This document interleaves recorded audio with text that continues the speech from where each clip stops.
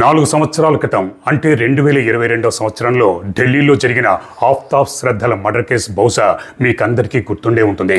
అప్పట్లో ఈ కేసు దేశవ్యాప్తంగా తీవ్ర సంచలనం కలిగించింది. ఆఫ్తాబ్ శ్రద్ధలు ఇద్దరూ ఒక డేటింగ్ యాప్ ద్వారా కలుసుకున్నారు. ఇద్దరూ ప్రేమించుకున్నారు. శ్రద్ధ ఆఫ్తాబ్ని పెళ్లి చేసుకోమని కోరింది.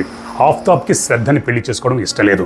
దాంతో ఒకరోజు ఆఫ్తాబ్ శ్రద్ధ గొంతు పిసికి హత్య చేశాడు. డెడ్ బాడీని 35 ముక్కలుగా నరికి ఫ్రిడ్జ్లో దాచిపెట్టాడు. ఆ తర్వాత 18 రోజుల పాటు రోజుకి కొన్ని ముక్కల చొప్పున బ్యాగులో వేసుకోవడం, అర్ధరాత్రి బయలుదేరి అటవీ ప్రాంతంలో రకరకాల ప్రదేశాల్లో విసిరేస్తూ వచ్చాడు. చివరికి పోలీసులకు పట్టుబడ్డాడు. ఇప్పుడు ఆఫ్తాబ్ తిహార్ జైల్లో ఉన్నాడు. కేసు నత్తనడకలా నడుస్తూనే ఉంది. ఆఫ్తాబ్ శ్రద్ధల మర్డర్ కేసు తర్వాత దేశంలో ఇటువంటి తరహా మర్డర్లు ఎన్నో జరిగాయి. హత్యలు చేయడం, డెడ్ బాడీల్ని ముక్కలు ముక్కలుగా నరికి ఫ్రిడ్జ్లో దాచిపెట్టడం, లేదా నీళ్ల డ్రమ్ముల్లో లేదా సూట్ కేసుల్లో గోని సంచుల్లో కుక్కి చట్టం నుంచి పోలీసుల నుంచి తప్పించుకోవాలని చూడడం ఒక రివాజులా మారిపోయింది. ఈ హత్యలనేవి తరతరాలుగా యుగాలుగా జరుగుతూ వస్తూనే ఉన్నాయి. 30-40 సంవత్సరాల క్రితం హత్యలు చేసి ఆ తర్వాత డెడ్ బాడీని మాయం చేయడం కోసం నిర్మానుష ప్రాంతాల్లోకి తీసుకెళ్లి పాతిపెట్టడం లేదా కాల్చేయడం చేసేవారు. అప్పట్లో జనాభా తక్కువగా ఉండేది. టెక్నాలజీ కూడా అంత అభివృద్ధిగా చెందలేదు. కానీ ఇప్పుడు జనాభా పెరిగిపోయింది. అడుగడుగున సీసీ కెమెరాలు, టెక్నాలజీ పెరిగిపోయింది. దాంతో హత్య చేసిన తర్వాత డెడ్ బాడీని ముక్కలు ముక్కలుగా నరికి వాటిని రకరకాల ప్రదేశాల్లో పడేయడం, శవం దొరకకుండా చేస్తే చట్టం నుంచి పోలీసు నుంచి తప్పించుకోవచ్చు అన్న ఒక దిక్కుమాలిన ఆలోచన హంతకుల్లో పెరిగిపోతూ ఉండడం నిజంగా ఆందోళన కలిగించే విషయమే. 3 రోజుల క్రితం అంటే నిన్నగాక మొన్న వైజాగ్లోని గాజువాకలో జరిగిన మౌనిక మర్డర్ కేసు కూడా 2 తెలుగు రాష్ట్రాలనే కాకుండా దేశవ్యాప్తంగా ఇప్పుడు తీవ్ర సంచలనం కలిగిస్తోంది.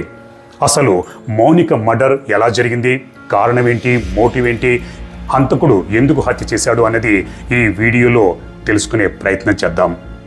నిన్నగాక మొన్న అంటే మార్చి 30వ తారీఖు సోమవారం వైజాగ్లోని గాజువాక పోలీస్ స్టేషన్కి 35 సంవత్సరాల ఒక వ్యక్తి వెళ్ళాడు. ఇన్స్పెక్టర్ని కలిశాడు. ఇన్స్పెక్టర్ బహుశా ఆ వ్యక్తి ఏదైనా కంప్లైంట్ ఇవ్వడానికి వచ్చాడేమో అనుకుని, ఏంటి మీ ప్రాబ్లం ఏంటి, కంప్లైంట్ ఏంటి అని అడిగితే ఆ వ్యక్తి, నేను కంప్లైంట్ ఇవ్వడానికి రాలేదు, నేను ఒక మర్డర్ చేశాను, డెడ్ బాడీని ముక్కలు ముక్కలుగా నరికి ఫ్రిడ్జ్లో దాచిపెట్టానని చెప్పాడు. ఇన్స్పెక్టర్కి పోలీసులకి మొదట్లో ఏమీ అర్థం కాలేదు. బహుశా ఆ వ్యక్తి జోక్ చేస్తున్నాడేమో అని అనుకున్నారు. ఎందుకంటే హత్య చేసిన తర్వాత హంతకుడు పారిపోవాలని ప్రయత్నిస్తాడు, కానీ సరాసరి పోలీస్ స్టేషన్కి వచ్చి నేను మర్డర్ చేశాను, డెడ్ బాడీని ముక్కలు ముక్కలుగా నరికానని ఎవరు చెప్తారు? దాంతో పోలీసులు పెద్దగా నమ్మలేదు. అప్పుడు ఆ వ్యక్తి, నేను సీరియస్గానే చెప్తున్నాను, నేను మర్డర్ చేశాను, కావాలంటే నాతో పాటు రండి, నేను చూపిస్తానని చెప్పడంతో పోలీసులు, సరే ఇంతకీ నీ పేరేంటి, నువ్వేం చేస్తావు, ఎక్కడి నుంచి వచ్చావు అడిగితే తన పేరు రవీంద్ర, తాను ఇండియన్ నేవీలో జాబ్ చేస్తున్నానని చెప్పాడు. పోలీసులకి ఇండియన్ నేవీలో పనిచేస్తున్న ఒక వ్యక్తి, ఒక ఉద్యోగి మర్డర్ చేసి డెడ్ బాడీని ముక్కలు ముక్కలుగా నరికాడా అని అప్పటికీ నమ్మబుద్ధి కాలేదు. కానీ ఆ వ్యక్తి సీరియస్గా చెప్తున్నాడని చెప్పడంతో సరే నిజం చెప్తున్నాడా అబద్ధం చెప్తున్నాడా తెలుసుకోవడం కోసం పోలీసులు రవీంద్రని పోలీసు జీబులో కూర్చోబెట్టుకుని రవీంద్ర చూపించిన ప్లేస్కి తీసుకెళ్లారు. అది గాజువాకలోని ఎల్బీ నగర్లో ఉంటున్న కీర్తి ఎన్క్లేవ్ అపార్ట్మెంట్ ఫస్ట్ ఫ్లోర్లో ఉంటున్న 102 ఫ్లాట్ దగ్గరికి తీసుకెళ్లాడు.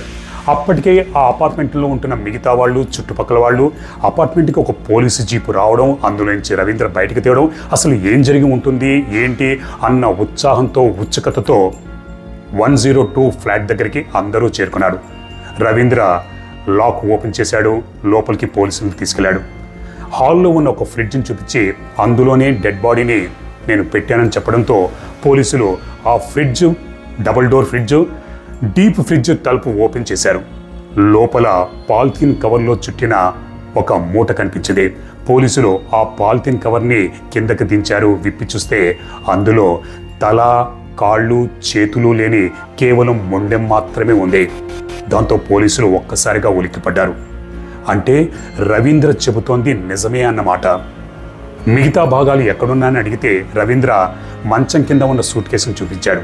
పోలీసులు ఆ సూట్ కేసును బయటికి లాగి ఓపెన్ చేస్తే అందులో నడుము నుంచి కింది వరకు నరికివేయబడ్డ 2 కాళ్ళు కనిపించాయి. పోలీసులకి ఒక్కసారిగా ఏం జరుగుతుందో ఏంటో అర్థం కాలేదు. ఆ తర్వాత రవీంద్ర చెబుతోంది నిజమేనని అర్థం చేసుకోవడానికి కొంత టైం పట్టింది. రవీంద్ర ఒక మహిళని హత్య చేశాడు. మరి తల, చేతులు ఇవి ఏవి అని అడిగితే రవీంద్ర నాతో పాటు రండి నేను చూపిస్తానని చెప్పడంతో పోలీసులు రవీంద్రని మళ్ళీ పోలీసు జీపులో ఎక్కించుకొని ఆ అపార్ట్మెంట్కి 60 కిలోమీటర్ల దూరంలో ఒక అటవీ ప్రాంతంలోకి వెళ్ళారు. అక్కడ రవీంద్ర చూపించిన చోట వెతికారు. అక్కడ కాల్చేసిన కొన్ని శరీర భాగాలు పోలీసులకి కనిపించాయి. వాటిని స్వాధీనం చేసుకున్నారు. ఆ తర్వాత పోలీసులు ఫోరెన్సిక్ సైన్స్ డిపార్ట్మెంట్కి సమాచారం అందించడం, క్రూస్ టీము రావడం, ఈ శరీర భాగాల్ని వాటన్నిటిని KGH కింగ్ జార్జ్ హాస్పిటల్కి తరలించడం, ఇదంతా చకచకా జరిగిపోయింది. ఇక రవీంద్ర ఎవరిని హత్య చేశాడు, ఎందుకు హత్య చేశాడు, మోటివ్ ఏంటి అన్నది తెలుసుకోవడమే మిగిలింది.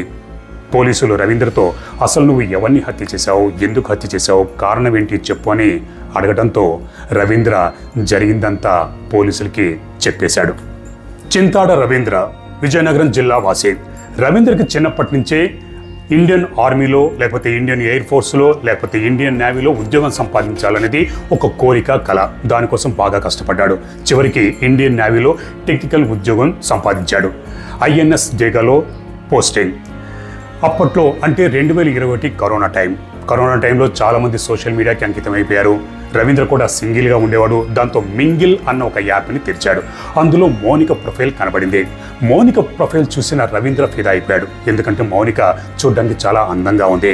ప్రొఫైల్ని చెక్ చేస్తే మౌనిక ఒక ప్రైవేట్ బ్యాంకులో పార్ట్ టైం ఉద్యోగం చేసుకుంటూ ఈవెంట్లు చేసుకుంటూ ఉండేది. ఫ్రెండ్ రిక్వెస్ట్ పంపించాడు. మౌనిక యాక్సెప్ట్ చేసింది. దాంతో ఇద్దరి మధ్య పరిచయం ఏర్పడింది. ఈ పరిచయ క్రమంలో ఇద్దరిది వైజాగ్ జిల్లా అని తెలియడంతో నీది తనాలి నాది తనాలి అన్న టైప్లో ఇద్దరి మధ్య ఇంటిమసీ ఇంకాస్త ఎక్కువైంది. దాంతో ఇద్దరూ ప్రేమించుకున్నారు.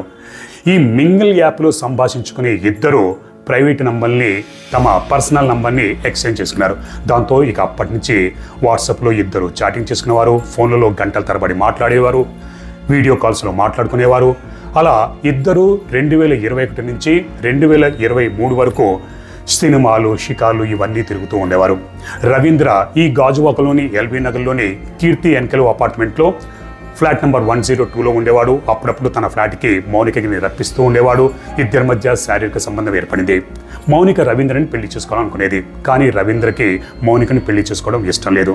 దాంతో ఇద్దరి మధ్య అప్పుడప్పుడు గొడవలు తలెత్తుతూ ఉండేవి. ఇద్దరు ప్రేమికులు కాబట్టి ఆర్థికంగా ఒకరికొకరు సహాయం చేసుకునేవారు. రవీంద్ర మౌనికకి అప్పుడప్పుడు 30,000, 50,000, ₹1,00,000 ఇస్తూ ఉండేవాడు. మౌనిక కూడా రవీంద్రకి ఆర్థికంగా సహాయం చేస్తూ ఉండేది. 2024 సంవత్సరంలో రవీంద్ర మౌనికకి తెలియకుండా మరొక అమ్మాయిని పెళ్లి చేసుకున్నాడు. ఈ విషయం ఎక్కువ కాలం తాగలేదు. మౌనికకి ఈ సంగతి తెలిసిందే. దాంతో రవీంద్రని నిలదీసింది. నన్ను పెళ్లి చేసుకోవడం ఇష్టం లేదు, కానీ నన్ను శారీరకంగా వాడుకున్నావు. ఇక్కడ రవీంద్ర పెళ్ళైన తర్వాత కూడా మౌనికతో తన సంబంధాన్ని కొనసాగిస్తూ వచ్చాడు. దాంతో మౌనిక రవీంద్రని నిలదీసింది. నన్ను పెళ్లి చేసుకోవడం ఇష్టం లేదు, కానీ నాతో శారీరక సంబంధం పెట్టుకోవడం మాత్రం ఇష్టమేనా అంటూ తాను ఇచ్చిన డబ్బుల్ని తిరిగి ఇచ్చేయమని బ్లాక్మెయిల్ చేయడం మొదలుపెట్టింది. ఇక్కడ రవీంద్రకి ఆ డబ్బులు ఇవ్వడం ఇష్టం లేదు. మౌనికతో సంబంధాన్ని మాత్రం కొనసాగించడం ఇష్టం. కానీ మౌనిక రవీంద్రని బ్లాక్మెయిల్ చేస్తూ వస్తుంది. నీ భార్య నంబర్ నాకు తెలుసు. నువ్వు నేను చెప్పినట్లు వినకుండే, నేను ఇచ్చిన డబ్బులు నువ్వు నాకు ఇవ్వకుంటే నేను నీ భార్యకి మన ఇద్దరి సంబంధం గురించి చెప్పేస్తాను. పైగా నువ్వు ఇండియన్ నేవీలో ఒక ఉద్యోగం చేస్తున్నావు, గవర్నమెంట్ ఉద్యోగం. నీ డిపార్ట్మెంట్లో కూడా మన సంబంధం గురించి చెప్తాను, దాంతో నీ ఉద్యోగం పోతుంది అంటూ బ్లాక్మెయిల్ చేయడం మొదలుపెట్టింది. ఇక్కడ రవీంద్రకి ఎప్పుడైతే మౌనిక ఈ విధంగా అనడంతో భయం మొదలైంది. తన భార్యకి ఈ విషయం తెలిస్తే పరువు పోతుంది, పైగా తన డిపార్ట్మెంట్లో ఈ విషయం తెలిస్తే ఉద్యోగం పోతుందో అన్న అనుమానం, భయం రవీంద్రలో మొదలైంది. ఈ క్రమంలో రవీంద్ర భార్య గర్భవతి అయింది. నెలలు నిండుతున్నాయి. రేపో మాపో ప్రసవించబోతోంది. దాంతో రవీంద్ర తన భార్యని పుట్టింటికి పంపించాడు. ఫ్లాట్లో తను ఒక్కడే ఉంటున్నాడు. ప్లాన్ ఆలోచించాడు. ప్లాన్లో భాగంగా మౌనికని ఈ మార్చి 29వ తారీఖు నా భార్య పుట్టింటికి వెళ్ళిపోయింది, ఇంట్లో నేను ఎక్కడనే ఉన్నాను, నువ్వు నా ఫ్లాట్కి వచ్చి ఇద్దరం కలిసి ఎంజాయ్ చేద్దామని మౌనికతో చెప్పిన వెంటనే మౌనిక 29వ తారీఖు మధ్యాహ్నం రవీంద్ర ఫ్లాట్కి వచ్చింది. ఇద్దరి మధ్య శారీరక సంబంధం ఏర్పడింది. ఆ తర్వాత మౌనిక నన్ను పెళ్ళైతే చేసుకోలేదు, కానీ నాతో శారీరక సంబంధం మాత్రం కొనసాగిస్తున్నావు. నేను ఇచ్చిన డబ్బులు అడిగితే నువ్వు ఇవ్వట్లేదు. ఇప్పటికైనా నా డబ్బులు నాకు ఇచ్చేయి, లేకపోతే మన విషయాన్ని నీ భార్యకి చెప్పేస్తాను, నీ పరువు పోతుంది, మీ ఆఫీసులో కూడా నేను ఈ విషయం చెప్తానని మళ్ళీ పాత విషయాన్ని తిరగడంతో అప్పటికే కోపంతో రగిలిపోతున్న రవీంద్ర మౌనిక మీద దాడి చేసి గొంతు పిసికి హత్య చేయడానికి ప్రయత్నించాడు.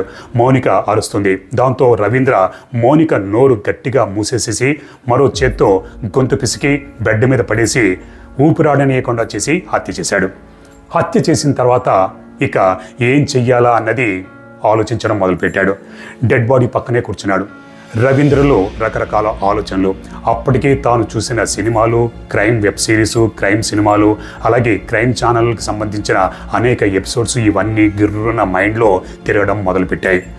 డెడ్ బాడీని మాయం చేస్తే అసలు కేసే ఉండదు అన్న ఆలోచన వచ్చింది. ఆఫ్తాబ్ శ్రద్ధల కేసు కూడా రవీంద్ర మైండ్లోకి వచ్చింది. దాంతో అదే రోజు రాత్రి బయటికి వెళ్ళాడు. షాపు నుంచి కత్తి కొనుక్కొచ్చుని ఫ్లాట్కి వచ్చాడు. ఆ కత్తితో మౌనిక డెడ్ బాడీని కోయడానికి ప్రయత్నించాడు. కానీ కత్తి చిన్నది కావడంతో కుదరలేదు. దాంతో ఆన్లైన్లో పెద్ద కత్తిని ఆర్డర్ చేసి తెప్పించుకున్నాడు.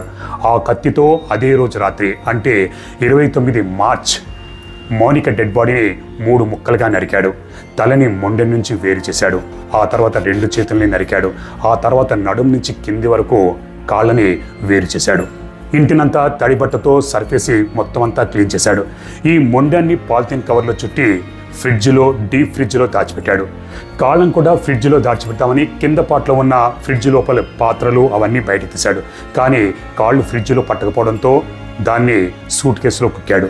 ఆ తర్వాత తలని చేతుల్ని పాలిథిన్ కవర్లో చుట్టి తాను ఉంటున్న అపార్ట్మెంట్కి 60 కిలోమీటర్ల దూరంలో ఉన్న అటవీ ప్రాంతంలోకి తీసుకెళ్లి పెట్రోల్ పోసి తగలబెట్టేశాడు. ఆ తర్వాత మళ్ళీ ఫ్లాట్కి వచ్చాడు. మిగతా కాళ్ళని మొండాన్ని కూడా అదే విధంగా తగలబెడదామని అనుకున్నాడు. కానీ భయం పట్టుకుంది. ఈ విషయం ఎవరికైనా తెలిసిపోతుందా? తెలిసిపోతే పోలీసులు, జైలు, ఉరిశిక్ష ఇవన్నీ గుర్తుకొచ్చాయి. అంత ఈజీగా తగలబెట్టడం సాధ్యమయ్యే పని కాదు. ఏం చేయాలని ఆలోచించాడు. దాంతో తన క్లోజ్ ఫ్రెండ్కి కాల్ చేశాడు.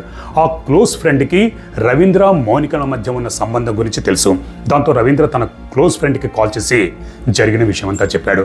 మౌనికతో ఏర్పడ్డ సంబంధం, మౌనికతో ఏర్పడ్డ గొడవ, ఆ తర్వాత హత్య చేసింది, ముక్కలుగా నరికింది, తలని చేతుల్ని అటవీ ప్రాంతంలో తగలబెట్టడం ఇవన్నీ చెప్పి మిగతా భాగాన్ని కూడా నేను తగలబెడదాం అనుకుంటున్నాను, కానీ నాకు భయం వేస్తుందని ఫ్రెండ్కి చెప్తే ఆ ఫ్రెండ్ ఇప్పటికే నువ్వు చాలా తప్పు చేశావు, నువ్వు ఎంత దూరం పారిపోయినా కూడా కానుకి హాత్ బహుత్ లంబే అవుతాయి, నువ్వు వైజాగ్ విడిచి వెళ్ళిపోయినా సరే పోలీసులు నిన్ను వెంటాడి పట్టుకుంటారు, కాబట్టి పోలీసుల నుంచి నువ్వు తప్పించుకోలేవు, అందుకనే వెంటనే పోలీస్ స్టేషన్కి వెళ్ళి లొంగిపో, శిక్ష అన్న కొద్దిగా తగ్గుతుందని నచ్చజెప్పాడు.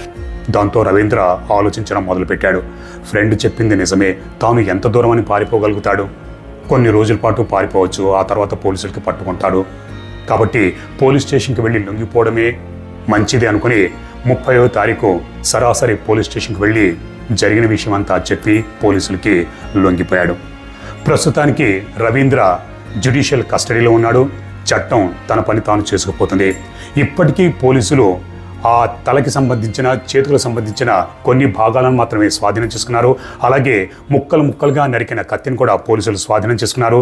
రవీంద్రకు సంబంధించిన కాల్ డేటా, అలాగే చాటింగ్ సంబంధించిన వివరాలు, సీసీ ఫుటేజ్లు ఇవన్నీ పరిశీలిస్తున్నారు. ఫోరెన్సిక్ సైన్స్ ల్యాబొరేటరీలో ఇప్పటికే సేకరించిన ఆధారాలు వాటన్నిటిని పంపించారు. వాటన్నిటిని విశ్లేషిస్తున్నారు ఫోరెన్సిక్ సైన్స్ సంబంధించిన వారు. మిగతా రిపోర్ట్లు ఇంకా త్వరలోనే వస్తాయి. ఈ వచ్చిన రిపోర్ట్లన్నీ పోలీసులు కోర్టులో సబ్మిట్ చేయాలి. అప్పుడే కేసు పగడ్బందీగా ఉంటుంది. ఎనీవేస్, చట్టం తన పని తాను చేసుకుపోతుంది. రవీంద్రకి కంపల్సరీగా జీవిత ఖైదైతే మాత్రం పడుతుంది. అదృష్టం బాగుంటే ఉరిశిక్ష కూడా పడవచ్చు. ఇక్కడ ఈ హత్య వల్ల ఎన్నో కుటుంబాలు, ఎన్నో జీవితాలు చిన్నాభిన్నం అయిపోయాయి. రవీంద్ర మంచి భవిష్యత్తు, ఇండియన్ నేవీలో మంచి ఉద్యోగం, మంచి జీతం, తన జీవితాన్ని చేజేతులారా తనే నాశనం చేసుకున్నాడు. హత్య చేసి ఇప్పుడు జీవితాంతం జైల్లో ఉంటాడు. అదృష్టం బాగుంటే ఉరిశిక్ష ఎలాగో పడుతుంది. ఇక్కడ కన్న తల్లిదండ్రులు కూడా తీరని దుఃఖాన్ని మిగిల్చి వెళ్ళిపోయాడు. ఇక్కడ మౌనిక కూడా సాధించింది ఏముంది? ప్రేమించింది, తప్పులేదు. కానీ ఎవరినైతే ప్రేమించిందో వాడు ఇంకొక పెళ్లి చేసుకున్నాడు. జరిగిన విషయం తెలుసుకుని వాడిని వదిలేసి తన జీవితాన్ని చక్కగా మలుచుకోవాల్సిందే. కానీ పెళ్ళైందని తెలిసి కూడా అతడితో సంబంధాన్ని కొనసాగించింది. ఇప్పుడు హత్యకు గురైంది. తన కుటుంబానికి కూడా ఒక తీరని శోకాన్ని మిగిల్చి వెళ్ళిపోయింది. ఆ కుటుంబం కూడా తమ కూతురు ఆ విధంగా ఇంత క్రూరంగా హత్యకు గురి కావడం జీర్ణించుకోలు, జీవితాంతం వాళ్ళు బాధపడతారు. ఇక్కడ ఇంకా విషాదకరమైన విషయం ఏంటంటే రవీంద్ర భార్య పెళ్ళై సంవత్సరమైంది, గర్భవతి, బిడ్డను కూడా కంది. పెళ్ళై సంవత్సరం కాకుండానే ఇప్పుడు భర్త జీవితాంతం జైల్లో ఉంటాడు. ఇప్పుడు సమాజంలో ఒక భర్త హంతకుడు అన్న ముద్ద ఆ భార్య మీద పడుతుంది. ఇంకా విషాదకరమైన విషయం ఏంటంటే పుట్టిన బిడ్డ పుట్టాడో లేదో తండ్రి హంతకుడు అన్న ముద్ర ఆ బిడ్డకి దక్కింది. హంతకుడి కొడుకు అని అతడు జీవితాంతం బాధపడే విధంగా రవీంద్ర వ్యవహరించాడు. ఇలా కొన్ని కుటుంబాలలో కొన్ని జీవితాలు ఒక్క హత్య వల్ల చిన్నాభిన్నమైపోయాయి. మరి ఇన్ని తెలిసి ఇన్ని హత్యలు ఈ మధ్యకాలంలో జరుగుతున్నాయి, ఎన్ని కుటుంబాలు నాశనం అయిపోతున్నాయి. ఈ విధంగా చేయకూడదు అన్న స్పృహ మనుషుల్లో ఎందుకు కలగట్లేదో ఎవరికి అర్థం కావట్లేదు. ఈ మధ్యకాలంలో ముఖ్యంగా 18 సంవత్సరాలు లేదా 16 నుంచి 35-40 సంవత్సరాల మనుషులు ఈ విధంగా ఇటువంటి హత్యలకు తెగబడుతున్నారు. చేసిన తర్వాత కూడా వాళ్ళ ముఖాల్లో పశ్చాత్తాపం అనేది కనిపించకపోవడం అనేది నిజంగా ఆందోళన కలిగించే విషయమే. ఇటువంటి డేటింగ్ యాప్లను నిషేధించడం ఎవరి వల్ల అయ్యే పని కాదు. కాబట్టి డేటింగ్ యాప్లో పరిచయాల్ని జాగ్రత్తగా గమనించాలి. మీ పర్సనల్కి సంబంధించిన ఫోటోలు వీడియోలు ఏమి షేర్ చేయకండి. ఒకవేళ డేటింగ్ యాప్లతో అపరిచయ వ్యక్తులతో పరిచయం ఏర్పడినప్పుడు తగిన జాగ్రత్తలు వహించండి. క్రాస్ చెక్ చేసుకోండి. ఫస్ట్ టైం మీటింగ్ ఏర్పాటు చేసుకోవాలనుకున్నప్పుడు పబ్లిక్ ప్లేసుల్లో కలవండి. మీ ఫ్రెండ్స్కి కుటుంబ సభ్యులకి లొకేషన్ని షేర్ చేయండి. అవతల వ్యక్తి ఎటువంటి వాడు ఏంటనేది ఆరా తీయండి. మంచివాడు అయితేనే ఆ పరిచయాన్ని ముందుకు తీసుకెళ్ళండి. ఎందుకంటే ఎంతోమంది ఫేక్ ముఖాలతో ఫేక్ పేర్లతో మోసం చేసేవాళ్ళు అడుగడుగున సోషల్ మీడియాలో ఉంటారు. ఒక డేటింగ్ యాప్లనే కాదు, ఫేస్బుక్లు కావచ్చు, ఇన్స్టా కావచ్చు, లేకపోతే ఎక్స్ కావచ్చు, ఏ సోషల్ మీడియాలో ఏ ప్లాట్ఫామ్లో కూడా తగిన జాగ్రత్తలు పాటించి ముందుకు వెళ్ళడం అన్నది అత్యంత శ్రేయస్కరం. ఏమాత్రం అనుమానం కలిగిన వెంటనే పోలీసుల్ని సంప్రదించండి, కంప్లైంట్ చేయండి, మిమ్మల్ని మీరు కాపాడుకోండి. మరొక నిజమైన క్రైమ్ స్టోరీతో నేను మళ్ళీ మీ ముందుంటాను. అప్పటిదాకా మీరు మీ కుటుంబ సభ్యులు క్షేమంగా సురక్షితంగా అప్రమత్తంగా ఉండాలని కోరుకుంటూ మీ హర్షవర్ధన్.